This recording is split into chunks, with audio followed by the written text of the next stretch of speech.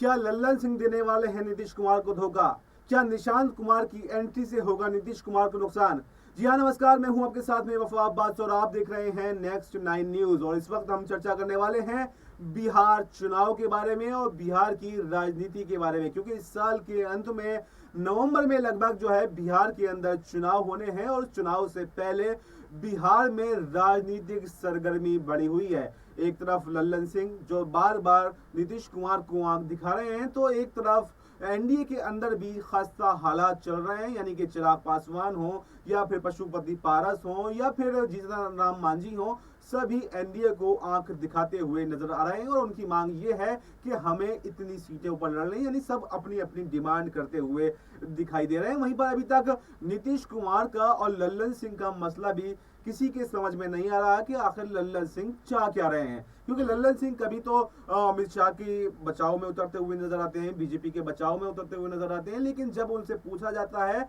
तो नीतीश कुमार के बचाव में नजर नहीं आते हैं। लेकिन ये देखा गया कि पिछले समय में कुछ समय में नीतीश कुमार का बचाव करते हुए भी लल्लन सिंह नजर आए। तो क्या लल्लन सिंह अब वापस नीतीश कुमार के समर्थन में आ गए हैं या फिर अभी भी कोई खेल कर सकते हैं? इन सब बातों पर हम चर्चा करेंगे। मेरे साथ मेरे सहयोगी मनीष मौजूद हैं, तो मनीष का सबसे पहले बहुत बहुत स्वागत है इस प्रोग्राम में। मनीष, हम चर्चा करना चाहेंगे बिहार के चुनाव के बारे में, क्योंकि काफी समय से ये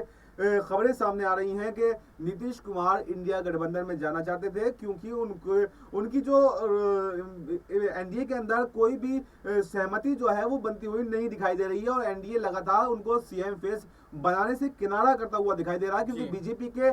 जो प्रदेश अध्यक्ष हैं बिहार के दिलीप जायसवाल, उन्होंने एक प्रोग्राम में कहा था कि अटल जी को सही मायनों में श्रद्धांजलि तब मिलेगी जब बिहार में बीजेपी का सीएम होगा। तो इसका सीधा सीधा मतलब यह है कि नीतीश कुमार के नेतृत्व में एनडीए चुनाव लड़ने का मन नहीं बना रही है, बल्कि वो अपना सीएम फेस के माध्यम से बिहार का चुनाव लड़ना चाहते हैं। तो इस पर नीतीश कुमार काफी ज्यादा नाराज दिखाई दिए। तो क्या आपको लगता है कि एनडीए में सब कुछ ठीक चल रहा है? क्या ये जो चुनाव है 2025 का चुनाव, ये इस चुनाव में नीतीश कुमार इंडिया गठबंधन के साथ में लड़ने वाले हैं या फिर एनडीए के साथ में लड़ने वाले हैं? जी बिल्कुल, यहाँ पर वफा अगर देखा जाए बिहार की राजनीति में जो सियासी उथल पुथल मचा हुआ है, उससे यही कहा जा सकता है कि एनडीए के अंदर एक बड़ी फूट तो पड़ गई है, लेकिन बाहरी तौर पर इसको नहीं दिखाया जा रहा है, बाहरी तौर पर इसको उजागर नहीं किया जा रहा है, क्योंकि बाहरी तौर पर अगर ये मामला निकल कर सामने आता है तो इंडिया गठबंधन को यहाँ एक अच्छा खासा मौका मिल जाएगा भारतीय जनता पार्टी और उनके तमाम एनडीए के सहयोगी दलों को घेरने का और नीतीश कुमार पर निशाना साधने का। लेकिन देखा जा रहा है जिस तरह से चिराग पासवान 50 सीटें,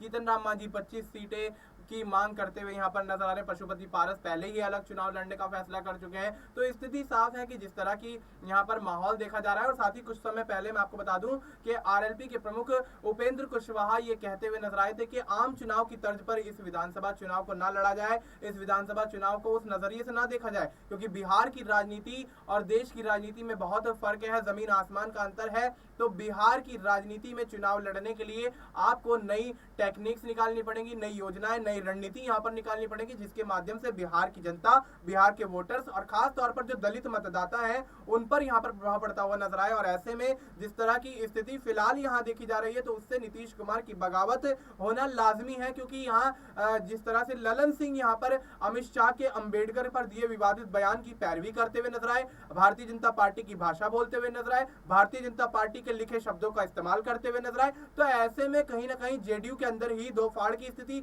हमने देखी। लेकिन कुछ समय पहले यहाँ जब नीतीश कुमार के ऊपर आंच आती है तो लल्लन सिंह यहाँ पर दीवार की तरह यहाँ पर खड़े होकर बयानबाजी करते हुए नजर आते हैं और नीतीश कुमार की जमकर यहाँ तारीफें करने लग जाते हैं, तारीफों के पुल बांधने लग जाते हैं। तो स्थिति साफ है कि लल्लन सिंह यहाँ पर थोड़े कंफ्यूज नजर आ रहे हैं, उनको समझ नहीं आ रहा है कि भारतीय जनता पार्टी की तरफ जाए या फिर जेडीयू में ही बरकरार रहे। और ऐसे में देखा जाए तो इस वक्त अगर केंद्र सरकार में सबसे ज्यादा जनाधार अगर किसी का है तो जेडीयू और टीडीपी का है, और ऐसे में अगर जेडीयू और टीडीपी अपना हाथ पैर पीछे खींच लेते हैं तो भारतीय जनता पार्टी कहीं ना कहीं ध्वस्त होती हुई नजर आएगी और सरकार केंद्र की भी गिरती हुई नजर आ सकती है। लेकिन नीतीश कुमार की जो बिहार की राजनीति है उसको ध्यान में रखते हुए भारतीय जनता पार्टी नहीं चाहेगी कि नीतीश कुमार से उनके संबंध यहाँ पर खराब हो, क्योंकि नीतीश कुमार से संबंध खराब करने का मतलब है कि बिहार की पूरी जनता, बिहार के तमाम मतदाताओं से अपना संबंध खराब करना, और ऐसे में भारतीय जनता पार्टी को बिहार चुनाव में बड़ा झटका लगता हुआ नजर आ सकता है। लेकिन जिस तरह की राजनीति यहाँ पर देखने को मिल रही है,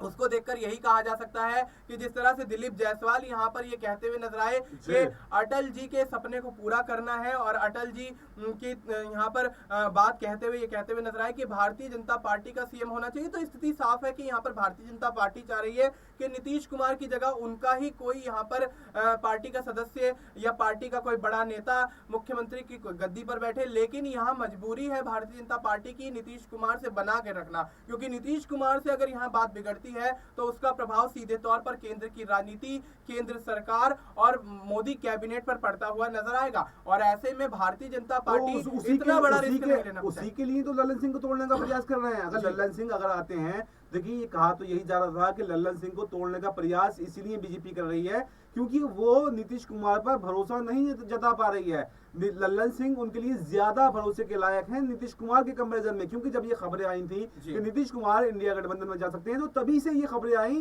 कि लल्लन सिंह जो है वो पार्टी में फूट डाल सकते हैं। देखिए इससे पहले कोई ऐसी खबर नहीं थी कि लल्लन सिंह बगावत करेंगे या बीजेपी के संपर्क में। जब नीतीश कुमार के इंडिया गठबंधन में जाने की खबरें आई उसी के बाद में ये खबरें सामने आई कि लल्लन सिंह जो है अगर नीतीश कुमार इंडिया गठबंधन में जाते हैं तो लल्लन सिंह उनके सांसदों और विधायकों के साथ में बीजेपी में शामिल हो जाएंगे और पार्टी में दो फाड़ कर देंगे। तो क्या आपको लगता है, जैसे कि आपने पूरा समीकरण बताया, सारी बातें आपने बताई कि जो केंद्र सरकार की बैसाखी पे इस बार टिकी हुई है वो लल्लन सिंह यानी कि नीतीश कुमार और जो चंद्रबाबू नायडू की बैसाखी पर टिकी हुई है, लेकिन अगर ऐसे में लल्लन सिंह नीतीश कुमार से बगावत करते हैं तो आपको पहले क्या लगता है कि कितने विधायक, कितने सांसदों के साथ में वो बीजेपी के अंदर शामिल हो सकते हैं या अपनी पार्टी बना सकते हैं, या फिर लल्लन सिंह कोई बड़ा वजूद नहीं रखते हैं और उनसे शामिल होने के बाद में नीतीश कुमार पर कोई भी फर्क नहीं पड़ेगा? जी बिल्कुल, यहाँ पर वफा अगर देखा जाए तो लल्लन सिंह बहुत बड़े नेता हैं, ये मानने वाली बात है। लेकिन बिहार की राजनीति में मुंगेर से आप सांसदी का चुनाव लड़कर नीतीश कुमार को चैलेंज नहीं कर सकते, क्योंकि वो नीतीश कुमार जो 18 साल से बिहार की सत्ता पर काबिज है, 9 बार लगातार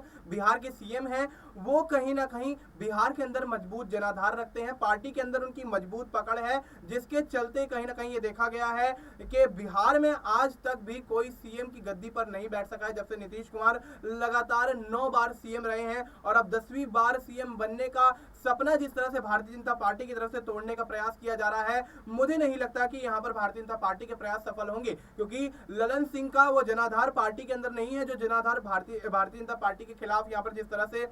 नीतीश कुमार का दिखाई दे रहा है। क्योंकि अब यहाँ पर लल्लन सिंह जो भारतीय जनता पार्टी की भाषा बोल रहे हैं और जेडीयू के अंदर बगावती सुर यहाँ पर अपनाते हुए नजर आ रहे हैं, और अगर लल्लन सिंह यहाँ कुनबा छोड़कर जाते भी हैं या जेडीयू के 2 टुकड़े भी कर देते हैं तो मुझे नहीं लगता कि यहाँ पर उनके साथ मौजूदा जो सांसद हैं जेडीयू के वो 2 से 4 सांसद से ज्यादा यहाँ पर जाएंगे, और 2 से 4 सांसद जाते हैं तो कोई बहुत बड़ा प्रभाव यहाँ पर पड़ने वाला नहीं है। लेकिन नीतीश कुमार के साथ 8 अन्य सांसद रहेंगे। और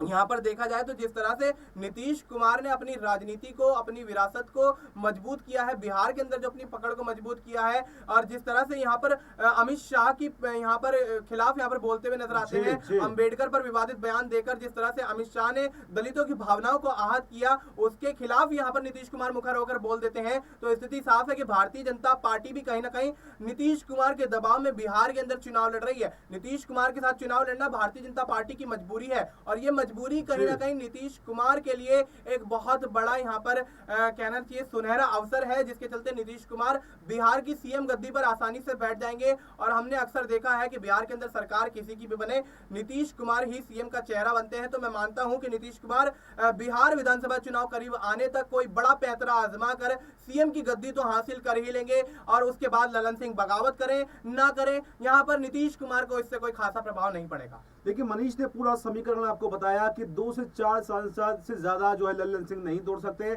और अगर नीतीश कुमार के लल्लन सिंह उनकी पार्टी को तोड़ते भी हैं तो नीतीश कुमार पर इसका कोई भी फर्क नहीं पड़ने वाला है, बल्कि इसका नुकसान जो है लल्लन सिंह को ही उठाना पड़ेगा। यानी जिस तरह से शिंदे ने महाराष्ट्र में तोड़कर पार्टी को तोड़कर उसके बाद में अब उनके हाथ में कुछ नहीं लगा है, तो यानी कि लल्लन सिंह के पास तो उतना जनाधार भी नहीं है, उतना सांसद भी नहीं है, उतने विधायक भी नहीं है। अगर लल्लन सिंह ऐसी भूल करते हैं तो इसका खामियाजा उन्हें खुद नतीजा भुगतना पड़ेगा। और बीजेपी की जो मजबूरी है, बिहार के अंदर बीजेपी का अपना कोई वजूद नहीं है, इसलिए नीतीश कुमार के साथ में मिलकर के चुनाव लड़ना ये उनकी मजबूरी है। और अब देखना ये काफी दिलचस्प होगा कि आगे आगे बिहार के चुनाव में होता है क्या, क्योंकि जिस तरह से सरगर्मी लगातार बढ़ती जा रही है, तो फिर ये देखना काफी दिलचस्प होगा कि नीतीश कुमार का स्टैंड क्या रहने वाला है। क्या एनडीए के साथ में रहेंगे या फिर इंडिया गठबंधन के साथ में अगला चुनाव लड़ते हुए दिखाई दे सकते हैं। लेकिन जैसे मनीष ने बताया कि मुख्यमंत्री तो नीतीश कुमार ही बनने वाले हैं। तो इस पर आपको क्या कुछ कहना है, आप अपनी राय कमेंट बॉक्स में दे सकते हैं। फिर मिलते हैं आपसे नए प्रोग्राम में। फिलहाल इस खबर में इतना ही। देश और दुनिया की तमाम बड़ी खबरों के लिए आप बने रहिए हमारे साथ और देखते रहिए नेक्स्ट 9 न्यूज।